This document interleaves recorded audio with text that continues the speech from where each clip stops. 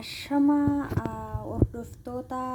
hordoftoota chaayinaalii Boontoombo akkam nagaa keessanii jirtu jenne ilmaan Oromoo kan addunyaa mararratti argamtan guyyaa irraa akkuma argaa jirtan indoominii haala salphaadhaan mi'eechinee akkamitti hojjetan kan jedhu qabadhee dhufeen jira. Kanaaf chaayinaalee kiyyaaf warri haaraa taatan sabskiraaybii fi sheerii godhaati na jajjabeessaa isiniin jedha.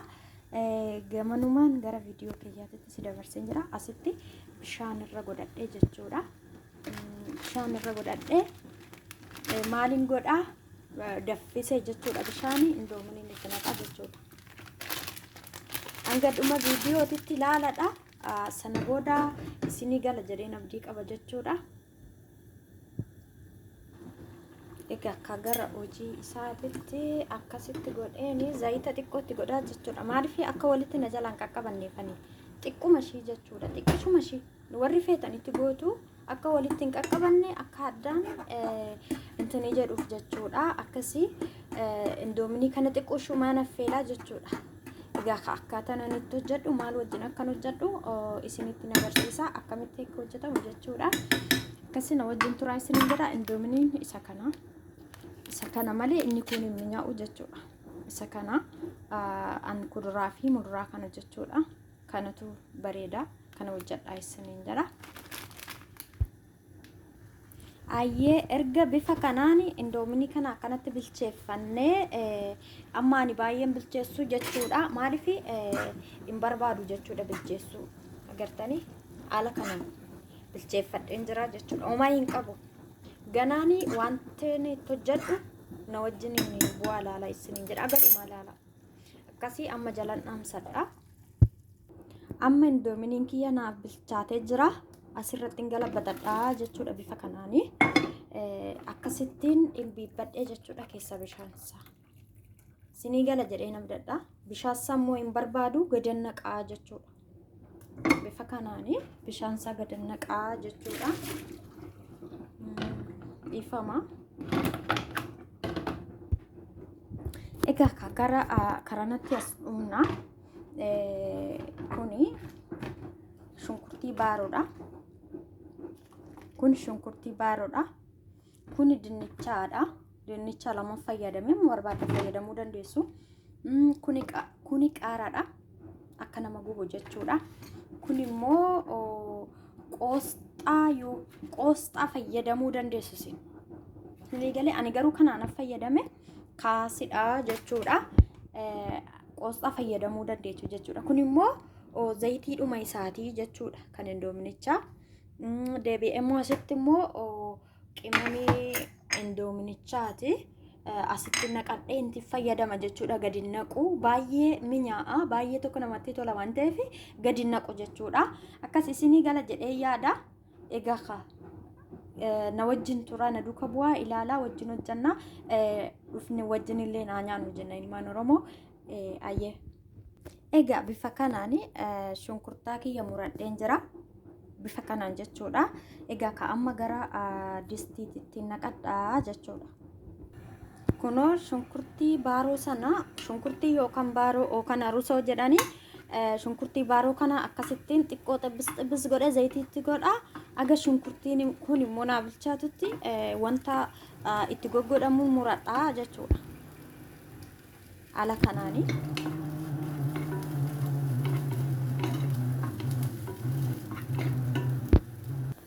Egaa bifa kanaanii erga naa xabbafameen booda shunkurtaanii zayitiin itti godhadhaa jechuudha. Zayitii isinii akka minxanii keessaniitti godhachuu mirga qabdu. Ani zayitii wantan jaaladhu xiqqeessuu hin dandeessu. Garuu immoo kun beektaa akkanumatti zayitiin baay'ee mi'aa'a. Erga sanaa immoo zayitiin shunkurtaa yeroo xiqqoo wal fudhate dinnichaan itti naqadha. Noo dinnicha kuwasitti miicee qopheeffadha jechuudha. Dinnicha bifa kanaan murattu akka barbaadanittis murachuu dandeessu. Rakkoo takka illee hin qabu jechuudha. Amma isin mana danda'ame isinitti agarsiisuufan dhufee obboleewwan keenya indoominii akkaataa itti mi'aadhaan hojjennu mana arabaa keessatti yeroo hunda indoominii nyaanna.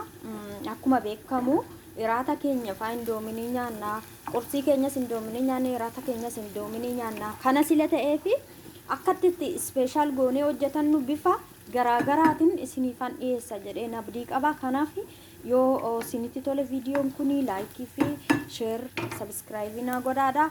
Akkasumallee nyaatota tokko tokko akkan jabaadhee isinii waraabu jechuudha. Akkasii haala kanaani dinnicha kootti naqadheen jira. Dinnicha kootti naqadheen jira bifa kanaani. Egaa akka wanyuu kiyyattan godha. Kunillee beeka baay'ee mi'aawa. Baay'ee wanna mi'aawuf namoonni tokko tokko hin mi'aawu jedhu malee kuni teestiin isaa baay'ee tokko mi'aawa. Ana natti tola jechuudha. Ammaan kana qimamiin doominichatti goonee jechuudha. Ashaboo isaa wajjiniin akkasumallee ashaboo kana yeroo fayyadamtani ashaboo kaanirreen hin fayyadamtu beeka. Maaliif seetan doominii kanarratti maaltu dabalame shunkurtaadha. Akkasumallee dinnicha kun qosxaa haala kana muradheen jira jechuudha. Qosxaa haala kana muradheen jira. No haala kana muradheen jira jechuudha. Maaliif yoonti xiqqeessee mure mul'atu keessa sila ta'eefi bifa kana muradhee qopheeffadheen jira jechuudha. Egaa ka qosxichi kuni inturu waan ta'eef dafee bilchaataa dinnicha keenya xiqqooshi abidda rukuchisna jechuudha. Egaa ka ammaan tana wantan itti godhu irdii xiqqishuu isheetti godhaa jechuudha.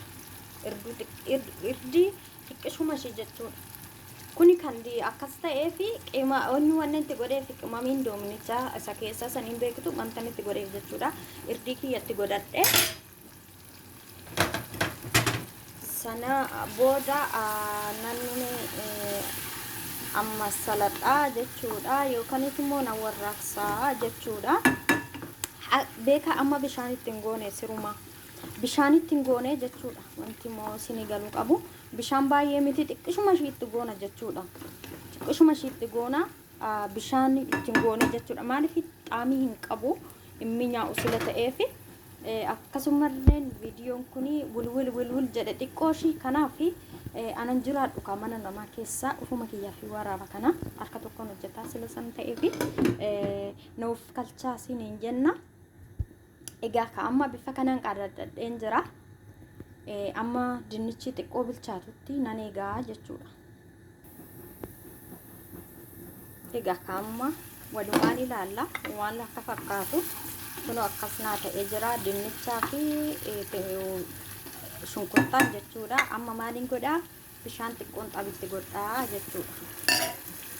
Bishaan xiqqoon xabitti godhaa jechuudha. Maaliif seetan yoo akkuma dinnicha kanatti nanneeni bishaanitti nanne wanti nu hojjennu sun hin mi'aawu kana sila ta'eefi akkasittiin hanyuu godhaa jechuudha. Ammumarree dinnichi xiqqoo yaa bilchaatu maaliif qosxichi dafee bilchaata sila ta'eef jechuudha.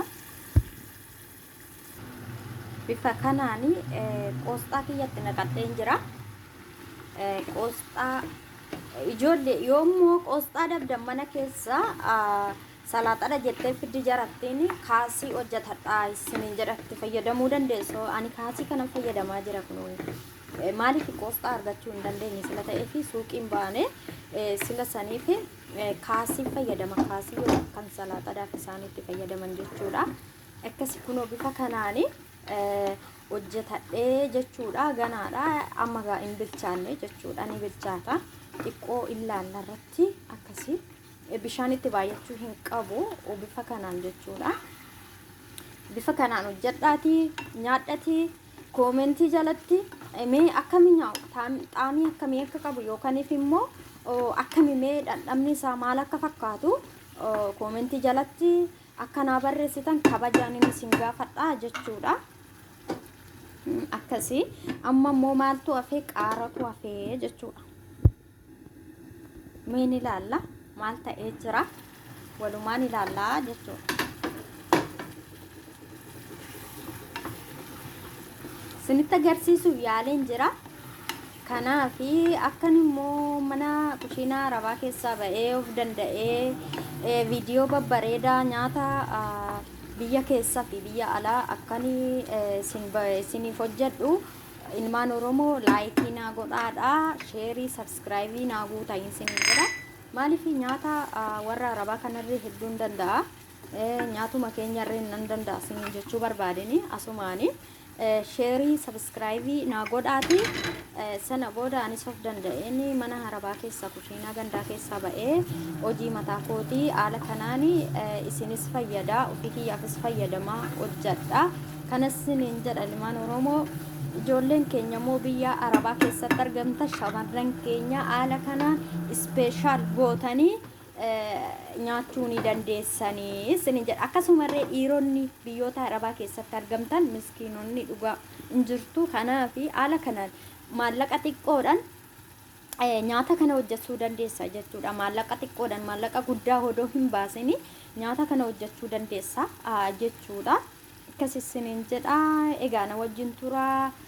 Maalin godhare silaa odoo na bira jiraattanii isinin gurshaa. Isin gurshee silaa dhamdhama isaa dhamdhamtanii akkam akka ta'e natti himtu jechuu ture. Egaa hojjedhaa.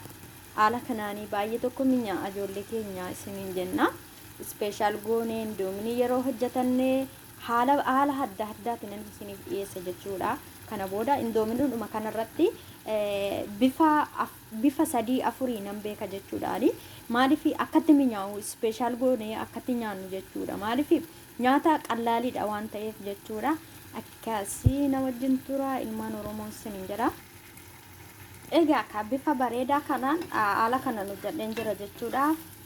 Akkasii egaa kana wajjin tura isiniin jedha. Kunooti.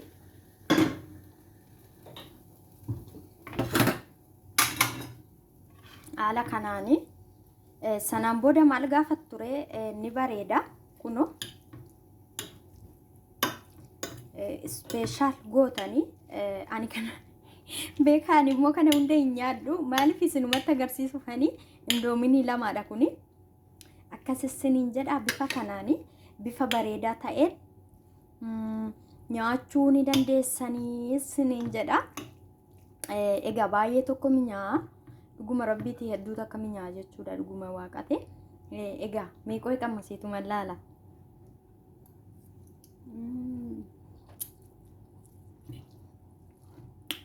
Dhugaa waaqa baay'ee minyaa'a. Dhuguma rabbi baay'ee minyaa'a. Hojjedha haala kanaan. Dhuguma isiniin jedha tartiibanan isiniin jedha kana hunda isaa eeggadhaati. Hojjedha isiniin jedha. Ashaboo biraa immoo xiqqoo fayyadama. Qimamii isaa fayyadamaa isiniin jedha. Kunoo lama jechuudha. Aga kana naa ta'ee jechuudha. Baay'eedha kuni. Nama meeqa nyaachisa isiniin jedha. Kun haala kanaanis ijoolleen mana ijaazaa fa'aa nama 4 hin nyaattan dhugaa. Nama 4 hin nyaattanii baay'ee gaariidha isiniin jedha. Gamanumaani chaayinaalii kiyya kana sabskiraayibii sagaleen na jalaa xiqqoo yoo dhagahama ta'e immoo kafanan miicaa jira. Egaa kaanii beektu ijoolleen mana Arabaa keessa jirtan hundi keessanuu jedhee namana. Akkasii kunooti haala kanaan hojjedheen jira isiniin jedha. Koottaa nyaadhaadha hedduu takka minyaa'a isiniin jedha. Akkasumallee warroonni chaayinaalii kiyya haaraa taatanii wantoota haddisii wantan hojjedhu yoo isin sabskiraayibii naa gootanii laayikii naa gootanii beekaa sirriitti isin hojjedhe gadi isin lakkisa jechuudha. Maaliif yoo jettanii ija haadha gandaa laalanii jiraachuun hundi keenya walumaan beennaa jechuudha. Wantoota mana namaa keessatti si muddatu wantoota baay'eedha. Wantoota mana akkanatti waraabu kana wannuma guddaa seeti haramni sila isa ta'ee fi pilis ijoollee Oromoo mana namaa kana keessaa kana keessa kushiinaa Arabaa kana keessa akkam ba'uu fi laayikii fi sabskiraayibii naa godhaadha. Kun nyaata xiqqoodha. Nyaata baay'ee osoo hin taane nyaata kana caala babbareedu fi nyaata akkamii hojjedhe isinii akka dhiyeessu abdiin qaba. Kanaaf sabskiraayibiidhuma qofa naaf godhaa isiniin jira. Galatoomaa oraa bulaa deebanaa badhaadha isiniin jedha. Nagaatti.